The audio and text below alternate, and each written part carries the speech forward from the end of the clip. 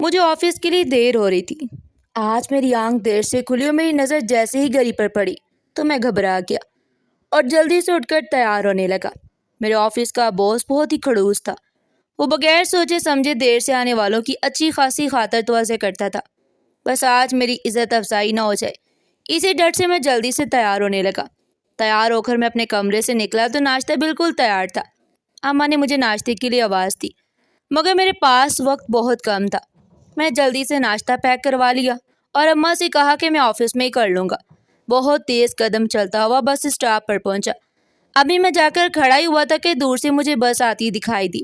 میں جلدی سے بس پکڑی اور آفس پہنچا۔ میں آفس کے وقت سے 2 منٹ پہلے پہنچا تھا اور اپنی سیٹ پر جا کر اللہ کا شکر ادا کیا کہ آج بال بچ گیا۔ کچھ دیر سانس لینے کے بعد میں نے ناشتے کا ٹفن کھولا اور ناشتہ کیا۔ اب میرا دماغ کچھ چلتا اور کوئی کام کر پاتا، کیونکہ خالی پیٹ مجھ سے کام نہیں ہوتا تھا۔ میں جلدی سے اپنا ناشتہ ختم کیا اور اللہ کا شکر ادا کرتے ہوئے اپنی کام کی طرف متوجہ ہوا۔ روزانہ کی طرح آج بھی میری میز فائلوں سے بھری پڑی تھی۔ فائلیں دیکھ کر مجھے بہت غصہ آیا۔ اب میں دل میں کہنے لگا کہ پتہ نہیں باس نے اتنا پیسہ کما کر کیا کرنا ہے۔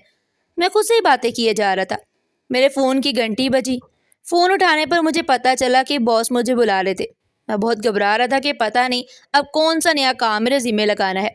جیسے ہی اجازت لے کر باس کے کمرے میں گیا تو مجھ سے پہلے ہی 2 لوگ باس کے پاس بیٹھے ہوئے تھے۔ باس مجھ سے کہنے لگے کہ 2 نئے لڑکے رکھے ہیں، ان کو ذرا ان کی سیٹ دکھاؤ اور ان کو ان کا کام سمجھا دو۔ میں باس کو جی کہتے ہوئے ان دونوں لڑکوں کو لے کر باس کے کمرے سے باہر آ گیا۔ میں نے ان دونوں لڑکوں کو ان کا کام سمجھایا اور ان کو ان کی جگہ دکھائی۔ اس آفس میں ہم کل 15 لوگ تھے اور 15 کے 15 ہی لڑکے تھے۔ آفس میں کوئی بھی لڑکی کام نہیں کرتی تھی۔ اب اس کے پیچھے کیا راز تھا یہ ہم میں سے کوئی بھی نہیں جانتا تھا۔ ایک دن میں اور میرا دوست یہی بات کر رہے تھے کہ ہم سب لڑکے ہی آفس میں کوئی لڑکی کیوں نہیں؟ تو بے ساختہ میرے منہ سے نکلا، جس طرح کا ہمارا باس عیاش مزاج ہے، اس طرح کے ماحول میں تو کوئی بھی شریف لڑکی کبھی کام نہیں کرے گی۔ میری یہ بات سن کر میرا دوست ہنسنے لگا۔ ہاں تو اور کیا، غلط تو نہیں کہہ رہا ہوں نا؟ باس ایک تو عیاش مزاج ہے، اوپر سے سخت بھی۔ لڑکیاں جو ہوتی ہیں وہ نرم دل ہوتی ہیں، وہ چھوٹے دل کی مالک ہوتی ہیں، وہ اتنی سختیاں برداشت نہیں کر پاتی۔ میرا دوست مجھے دیکھنے لگا اور میرا مذاق اڑانے لگا۔ تجھے بڑا پتہ ہے لڑکیوں کے بارے میں، تو نے PhD کی ہوئی ہے؟ یار میں تو تجھے بڑا شریف سمجھتا تھا۔ ہم دونوں اپنی اپنی باتوں پر ہنسی مذاق کر رہے تھے۔ آفس کا سارا دن بہت پریشانی میں گزرتا۔ ہر وقت دل کو ڈر لگتا رہتا کہ ابھی باس کے کمرے کی گھنٹی بجے، ابھی گھنٹی بجی۔ ہم لوگوں کے ہنسی مذاق کا وقت صرف یہی بریک ٹائم ہوتا تھا۔ اس میں ہم اپنے دل کی ساری تھکن ایک دوسرے کے ساتھ مذاق کر کے اتار لیتے۔ باس کی ایک عادت بہت اچھی تھی اور وہ یہ تھی کہ وہ تنخواہ وقت پر دیتے۔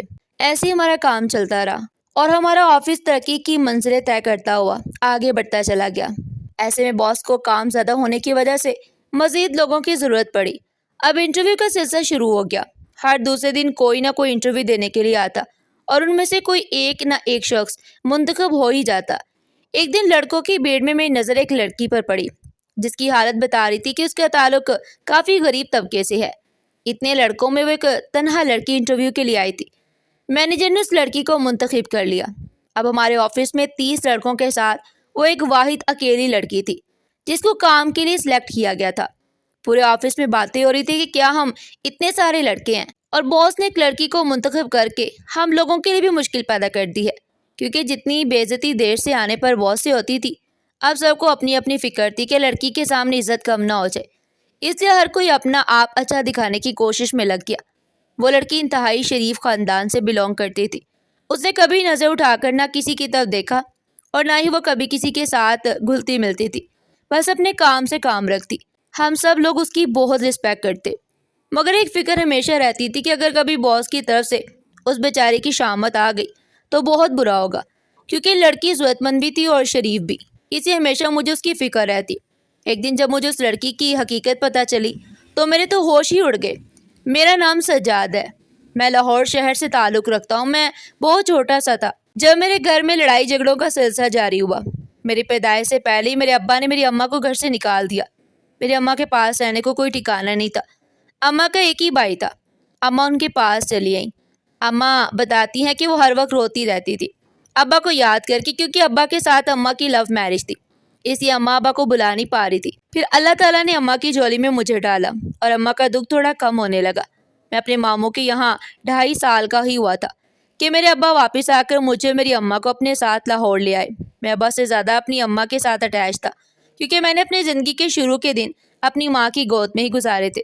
جیسے ہی ابا مجھے اور اماں کو واپس اپنے پاس لے آئے تو ابا نے پھر سے وہی حرکتیں شروع کر دی۔ ابا ایک عیاش انسان تھے۔ اماں کے ہوتے ہوئے بھی ابا کے تعلقات دوسری عورتوں کے ساتھ تھے۔ نہ کوئی گھر کا خرچہ اٹھاتے اور نہ ہی میرے دودھ کا خرچہ اٹھاتے۔ اماں کو اس قدر پریشان کر رکھا تھا کہ کوئی راستہ نظر نہیں آتا تھا۔ اماں ہر وقت روتی رہتی اور اماں کو گھر سے نکل جانے کی دھمکیاں دیتے۔ اماں جب بھی ابا سے پیسوں کا مطالبہ کرتی تو ابا اماں کو مارتے پیٹتے اور اپنے دل کی حسرت پوری کرتے۔ اماں بیچاری رو دھو کر چپ کر جاتی۔ اگر ماموں کو بتاتی تو ماموں کہتے کہ ایسے انسان کے ساتھ رہنے کا کیا فائدہ ہے جو تمہارے بچوں کا خرچ بھی نہیں اٹھا سکتا، جو ایک وقت کا کھانا نہیں دے سکتا، تو ایسے انسان کے ساتھ رہنے کا کوئی فائدہ نہیں۔ تم اسے چھوڑ کر واپس میرے پاس آ جاؤ، میں تمہیں اور تمہارے بچے کو سنبھال لوں گا۔ اماں اپنا گھر چھوڑ کر نہیں جانا چاہتی تھی۔ اماں نے وہیں پر قریب ایک اسکول میں جاب کر لی، جہاں سے اماں اسکول میں پڑھانے کے بعد ایک اکیڈمی میں پڑھانے جاتی اور اس طرح گھر کا گزر بسر کرنے لگی۔ ابا کی عیاشیاں روز بروز بڑھتی ہی جا رہی تھی۔ باہر عورتوں سے تعلقات تو ایک عام سی بات تھی۔ ابا نے شراب پینا شروع کر دی۔ اکثر گھر میں شراب پی کر آتے اور مار پیٹ کرتے۔ میں بہت چھوٹا سا تھا لیکن جو کچھ ہو رہا تھا سب سمجھتا تھا۔ مجھ سے ماں کی حالت دیکھی نہیں جاتی تھی۔ میں اکثر اماں کو پیار کرتا اور سہمی حالت میں ان کے ساتھ لگ جاتا۔ ابا ان کی آواز مجھے بہت زیادہ ڈرا دیتی۔ ابا کئی دن گھر سے غائب رہتے۔ جب ابا کو پیسوں کی ضرورت پڑتی تو انہیں یاد آتا کہ ان کا ایک بیٹا اور ایک بیوی ہے، تب انہیں ہماری یاد آتی۔ لڑ جگڑ کر اماں سے پیسے چھین کر لے جاتے اور پھر کئی دن تک واپس نہیں آتے۔ اماں ابا کی حرکتوں سے بہت تنگ آ چکی تھی۔ اکثر ابا جب اماں کو مارتے لڑتے جگڑتے تو اماں روتے ہوئے کہتی کہ میرے پاؤں کی بیڑی سے جاد بندھا ہوا ہے، اگر یہ نہ ہوتا تو میں کب کی آپ کو چھوڑ کر جا چکی ہوتی۔ میں نہیں چاہتی کہ میرا بیٹا باپ کے ہوتے ہوئے یتیمی کی زندگی گزارے۔ یہی وجہ ہے کہ میں آج تک آپ کے ہر ظلم کو برداشت کرتی آ رہی ہوں، مگر اماں کی کوئی بھی بات ابا پر اثر نہیں کرتی۔ نہ تو ابا کو اماں کی بے بسی نظر آتی اور نہ ہی اماں کے آنسو۔ میں یہ سب کچھ دیکھتا رہتا اور سہم کر اپنی اماں کی گود میں چھپ کر رہتا۔ اب ابا کے ظلم اور بڑھتے گئے۔ ابا نے دوسری شادی کر لی۔ اس عورت کو لا کر میری اماں کے سر پر مسلط کر دیا۔ اماں نے سب کچھ برداشت کیا، لیکن ایک بات کے بعد اماں نے بالکل بھی برداشت نہیں کیا۔ جب ابا نے میرا ہاتھ میری سوتیلی ماں کے ہاتھ میں پکڑا دیا تو اماں نے اس عورت سے مجھے چھیننا اور روتے ہوئے کہنے لگی، میں بیوی کی حیثیت سے کمزور تھی جو اپنا گھر نہیں بچا پائی، لیکن میں ماں کی حیثیت سے بالکل بھی کمزور نہیں ہوں۔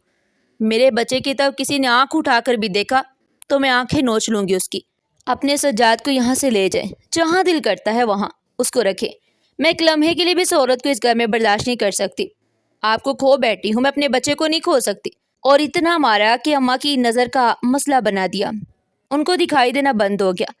ڈاکٹر کو چیک اپ کروانے پر پتہ چلا کہ سر پر بہت زیادہ چوٹیں لگنے کی وجہ سے نظر کا مسئلہ پیدا ہوا ہے۔ اب اماں کی نظر بہت زیادہ کمزور ہو چکی تھی۔ ابا نے اماں کو گھر سے نکال دی اور اماں مجھے لے کر واپس ماموں کے گھر آ گئے۔ ابا نے پیچھے ہی اماں کو طلاق بھی بھیج دی۔ اماں کی زندگی چند سالوں میں ہی اجڑ گئی۔ اماں بہت زیادہ بیمار رہنے لگی تھی۔ سب نے سمجھایا کہ اگر تمہیں کچھ ہو گیا تو سجاد کا کون ہے، اس کو کون سنبھالے گا؟ باپ تو اس کا پہلے ہی عیاش ہے، تمہارے بیٹے کی زندگی برباد کر دے گا۔ سب کے سمجھانے پر اماں نے دوبارہ سے جینے کا فیصلہ کیا اور اپنے پاؤں پر کھڑے ہونے لگی۔ اماں نے اکیڈمی میں پڑھایا۔ ایسے ہی جو کام اماں کے ہاتھ میں لگتا اماں اسے انکار نہ کرتی اور فوراً اس کام کو کرنا شروع کر دیتی تاکہ چند پیسے جمع کر سکے۔ کئی محنتوں کے بعد، کئی مشقتوں کے بعد زندگی سنورنے لگی۔ اماں نے مجھے اچھی تعلیم دلوائی، اچھا کھلایا، اچھا پہنایا، مجھے اچھی بری کی تمیز سکھائی۔ میں اپنی اماں کو اپنے بچپن سے ہی محنت و مشقت کرتے دیکھتا رہا، اس لیے میں نے یہ بات بچپن سے ہی اپنے دماغ میں بٹھا لی تھی کہ میں اپنی ماں کا واحد سہارا ہوں اور میں اپنی اماں کو کبھی بھی نا امید نہیں کروں گا۔ یہی وجہ تھی کہ میں نے پڑھ کر نوکری کی تلاش کی اور مجھے میری قابلیت کے بلبوتے پر اچھی جگہ پر نوکری بھی مل گئی۔ میں بہت بڑے آفس میں کام کرتا تھا اور وہاں میری سیلری پیکیج بھی بہت اچھا تھا۔ میں نے محنت کر کے اپنا بہت پیارا سا چھوٹا سا گھر بنایا۔ میری اماں اور میں اب اس گھر میں رہتے تھے۔ میں نے اماں کے سب کام چھڑوا دیے۔ اماں صرف کھانا بناتی اور ناشتے وغیرہ کا کام کرتی، باقی سب کاموں کے لیے میں نے کام والی رکھوا دی۔ اماں نے ساری زندگی میں ضرورت کے لیے اور میں سکون کے لیے در در کے دھکے کھائے تھے۔ اب میرا فرض تھا کہ میں اپنی ماں کو وہ سب آسائشیں دوں جس کی وہ اصل میں حقدار تھی۔ میں اور اماں بہت اچھی زندگی گزارے تھے۔ آج صبح جب میں آفس کے لیے اٹھا تو میں خاصا لیٹ ہو چکا تھا۔ اماں نے مجھے کہا کہ ناشتہ کرتے ہوئے جانا، پر میرے پاس وقت ہی نہیں تھا۔ میں ناشتہ پیک کروا لی اور آفس چلا گیا۔ ہمارا آفس بہت بڑا تھا، لیکن یہاں پر کام کرنے والے ہم صرف 15 لڑکے تھے۔ ویسے تو ہمارے باس اچھے تھے، لیکن اصولوں کے بہت پکے تھے۔ کوئی بھی لیٹ آتا تو اس کی خوب عزت افزائی ہوتی۔ یہ تو ہر آفس کے کچھ اصول ہوتے ہیں جن کو ہم جیسے امپلائیز کو فالو کرنا پڑتا ہے۔ بہت اچھا وقت گزرا تھا آفس میں۔ آفس میں میرا ایک دوست بھی بن گیا۔ میرے اس کے ساتھ بہت انڈرسٹینڈنگ ہو گئی، گہری دوستی ہو گئی۔ ہم ایک دوسرے کے گھر بھی آتے جاتے تھے اور آفس میں کام بھی اکٹھے کرتے۔ کام سے فارغ ہو کر ہم کینٹین میں کچھ کھانے پینے کے لیے جاتے اور وہیں پر ہنسی مذاق کر کے اپنے سارے دن کی تھکن اتار لیتے۔ راشد بہت اچھا لڑکا تھا۔ راشد کی دوستی پر سارا آفس رش کرتا۔ اس آفس میں صرف لڑکے ہی تھے، لڑکی کوئی بھی نہیں تھی۔ ہمارا آفس دن بدن ترقی کرتا جا رہا تھا۔ میڈیسن کھانے کے بعد وہ کافی فریش محسوس کر رہی تھی۔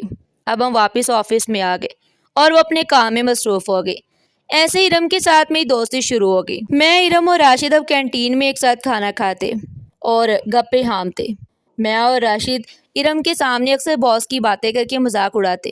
وہ مسکراتی رہتی اور چپ چاپ سنتی رہتی۔ وہ ابھی تک باس سے ملی ہی نہیں تھی، اسے اس کو پتہ ہی نہیں تھا کہ باس کیسی عادت رکھتے ہیں۔ آفس کا سارا کام مینیجر نے سنبھالا ہوا تھا۔ اب باس کبھی کبھی آفس آتے اور روب جھاڑ کر چلے جاتے۔ اس کے بعد میں اور زیادہ پریشان ہو گیا، کیونکہ ارم کو دیکھنے کی اب مجھے عادت پڑ گئی تھی۔ وہ اپنی شرافت کی وجہ سے اور اپنی سادگی کی وجہ سے بہت پیاری لگنے لگی تھی۔ میں نے ابھی تک اسے اپنی پسند کا اظہار نہیں کیا تھا، لیکن سچ تو یہ تھا کہ میں اسے بہت پسند کرنے لگا تھا۔ اس کو ایک دن نہ دیکھتا تو بے چینی ہونے لگتی۔ آج کا سارا دن بہت ہی بور گزرا، کسی بھی کام میں جی نہیں لگ رہا تھا۔ میں بار بار دروازے کی اور دیکھتا کہ شاید دیر سے ہی صحیح ارم آ جائے۔ راشد نے مجھے کتنی دفعہ پوچھا کیا بات ہے، آج تیری طبیعت صحیح نہیں لگ رہی، اگر طبیعت نہیں ٹھیک تو ایسا کر چھٹی لے کر گھر چلا جا۔ اب میں اس کو کیا بتاتا کہ یہاں میری طبیعت تو ٹھیک ہے، میرا دل ٹھیک نہیں۔ میں دل بجھا بجھا سا تھا۔ بڑی مشکل سے میں نے اپنا آفس کا وقت پورا کیا اور گھر چلا گیا۔ ارم کا نمبر تو تھا میرے پاس، لیکن میں نے ڈرتے ہوئے کال نہ کی کہ کہیں اس کے گھر والے برا نہ مان جائے۔ جب میں گھر پہنچا تو میرا پریشان چہرہ دیکھ کر اماں نے بھی مجھ سے سوال کیا کہ خیریت ہے، بہت تھکے ہوئے ہو، پریشان ہو۔ میں نے اماں سے کہا کہ ایک کپ چائے بنا دے، بہت تھکاوٹ ہو گئی ہے۔ میرے ارم کا ذکر ابھی اماں سے کیا ہی نہیں تھا، مگر یہ سچ تھا کہ مجھے ارم ہی کی پریشانی تھی جو میرے چہرے سے سب کو دکھائی دے رہی تھی۔ میں بہت بے چین ہو رہا تھا۔ میں کبھی موبائل نکالتا اور کبھی رکھ دیتا۔ میں دل میں دعائیں کر رہا تھا کہ خدا کرے ارم خود مجھ سے رابطہ کر لے۔ اللہ نے میری دعا سن لی۔ میرے موبائل کی گھنٹی بجی۔ جیسے ہی میں نے موبائل پکڑا تو ایک نمبر سے کال تھی۔ میں نے کال اٹینڈ کی تو میری خوشی کی کوئی انتہا نہ رہی۔ یہ آواز ارم کی تھی۔ میں نے ارم سے پوچھا سب خیریت ہے؟ تم کہاں تھی سارا دن؟ میں تمہارا ویٹ کرتا رہا ہوں۔ میں نے آفس میں تمہیں سارا دن بہت مس کیا، تم آج آفس کیوں نہیں آئی؟ ارم نے مجھے بتایا کہ ابا کی طبیعت کافی خراب تھی، اسی وجہ سے میں آفس میں انفارم بھی نہیں کر سکی۔ میں نے ارم سے پوچھا ابا کی طبیعت کیسی ہے، اگر کسی چیز کی ضرورت ہے تو میں آ جاؤں؟ ارم نے بتایا نہیں، اب کافی بہتر ہے، اب یہ بھی ہاسپٹل سے گھر لے کر آئی ہوں۔ میں نے ارم سے پوچھا کہ ابا کو آخر مسئلہ کیا ہے؟ میرے سوال پوچھنے پر ارم نے بتایا کہ اس کے ابا کے دونوں گردے کام کرنا چھوڑ رہے ہیں اور ابا کے ہر ہفتے گردے صاف ہوتے ہیں، اور جب گردے صاف کرواتی ہوں تو اکثر ابا کی طبیعت بہت زیادہ خراب ہو جاتی ہے، جس کی وجہ سے پھر کئی دن ہاسپٹل رکنا پڑتا ہے۔ ارم یہ بتاتے ہوئے رونے لگی۔ تو پوچھنے پر ارم نے بتایا کہ اس کے گھر میں پھر اس کے ابا اماں اور وہ خود ہوتی ہے۔ میں اسے تسلی دیتے ہوئے کہا کہ تم ابا کی پریشانی مت لو، میرا دوست بہت اچھا ڈاکٹر ہے اور وہ گردوں کا ہی ڈاکٹر ہے، میں اسے وقت دیتا ہوں اور تمہارے ابا کو اسے چیک کرواتا ہوں، مجھے پوری امید ہے کہ وہ کوئی نہ کوئی بہتر حل نکالے گا۔ میں نے ارم سے پوچھا کیا تم کل آفس آؤ گی؟ تو اس نے تھکی آواز میں جواب دیا ظاہر ہے، آفس نہ آ کر گزارا نہیں ہے، ایک دن کی تنخواہ بھی کٹ گئی تو میرے لیے گزارا کرنا بہت مشکل ہو جائے گا۔ میں نے ارم سے کہا اچھا تم پریشان مت ہو، کل آفس آؤ، پھر بیٹھ کر کوئی حل نکالتے ہیں۔ میں ابھی ارم سے بات ہی کر رہا تھا کہ اماں چائے لے کر کمرے میں آ گئی۔ میں نے ارم کو اللہ حافظ کا اور فون رکھ دیا۔ اماں کے پوچھنے پر میں نے بتایا کہ ارم میرے ساتھ آفس میں کام کرتی ہے۔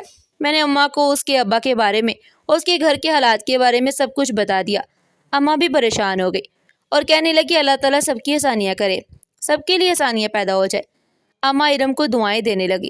اماں اچھی طرح سے ارم کی پریشانی کو سمجھ سکتی تھی، کیونکہ وہ اپنی زندگی میں بھی ایسی حالات سے گزر چکی تھی۔ अम्मा की आंखें भर आईं। मेरे पूछने पर अम्मा ने बताया, मुझे गुजरा हुआ वक्त याद आ गया था बेटा, तुम्हारे अब्बा की गई ज्यादतियाँ और मेरी वो मेहनतें मुशक्क़तें। इरम की कहानी सुनकर सब मेरी आंखों के सामने आ गया। इससे दिल भर आया। मैंने अम्मा को अपने साथ लगाया और प्यार करते हुए समझाया कि अम्मा अम्मा अल्लाह ने वो आजमाइश पी ली, अब देखिए अल्लाह ताला ने आपको सुख भी तो कितना दिया है ना। अम्मा ने मुझसे पूछा, सजाद तुम्हें कभी अपने अब्बा की याद नहीं आई? मैंने अम्मा से कहा, मेरे अब्बा भी आप हैं और मेरी अम्मा भी आप है, तो मुझे किसी ने अपने साथ रखा ही नहीं, अपनी शफकत भरा हाथ में सर पर रखा ही नहीं, तो मुझे क्यों कर ऐसे इंसान की याद आएगी। मैंने और अम्मा ने चाय पी और खूब बातें की। अम्मा मुझे बहुत ज़ोरों की भूख लगी है, खाने में क्या बना है? अम्मा ने मुझे बताया कि खाने में दाल चावल बने हैं, ये मेरे फेवरेट थे। मैंने अम्मा से कहा कि चले खाना खाते हैं, फिर कोई और बात करेंगे। हम दोनों ने खाना खाया, फिर अम्मा टीवी देखने लग गई और मुझे ऑफिस का एक काम करना था। मैं अम्मा के पास बैठकर वो फाइल मुकम्मल करने लगा। वक्त काफ़ी ज़्यादा हो गया। अम्मा ने कहा कि अब तुम जाकर अपने कमरे में आराम करो, सुबह तुम्हें फिर से ऑफिस की दौड़ भाग में लग जाना है। मेरी आदत थी, मैं रोज़ाना अपनी माँ के कदम दबाते था। मैं अम्मा के कदम दबाते हुए अपने कमरे में चला गया और जाकर इरम के बारे में सोचने लगा। इरम की सिसकियाँ मेरे कानों में अभी तक गूंज रही थी। मेरा बस नहीं चल रहा था कि मैं कैसे उसकी सारी परेशानी का हल निकालूं। अगली सुबह मैंने नाश्ता किया और ऑफिस के लिए निकला। जब मैं ऑफिस पहुंचा तो आज इरम उससे पहले ही ऑफिस में थी। मेरे पूछने पर इरम ने बताया कि उसकी अब्बा काफ़ी बेहतर है। मैंने इरम से पूछा कि नाश्ता किया है? इरम ने नफ़ी में सर हिलाते हुए कहा कि बहुत देर हो गई थी, इसलिए नाश्ता नहीं किया। राशिद से पूछा था तो राशिद भी नाश्ता नहीं करके आया था, तो हम तीनों ने कैंटीन जाकर प्रोग्राम बनाया। मैनेजर से आधे घंटे की इजाज़त लेकर हम तीनों कैंटीन चले गए और वहां जाकर अंडे पराठे का नाश्ता ऑर्डर किया। नाश्ता करते हुए मेरी नज़र मुसलसल इरम के चेहरे पर थी। मैंने आज से पहले इरम को कभी इतने गौर से नहीं देखा था। इरम बहुत ही खूबसूरत थी। इरम के चेहरे पर मोटी मोटी आंखें बहुत सी कहानियाँ छुपा रही थी। मैं इरम की खूबसूरती का दीवाना हो गया था। मेरा बस नहीं चल रहा था कि तो नाज़रीन, अब मिलते हैं कहानी के दूसरे हिस्से के साथ। तब तक के लिए अल्लाह हाफिज़।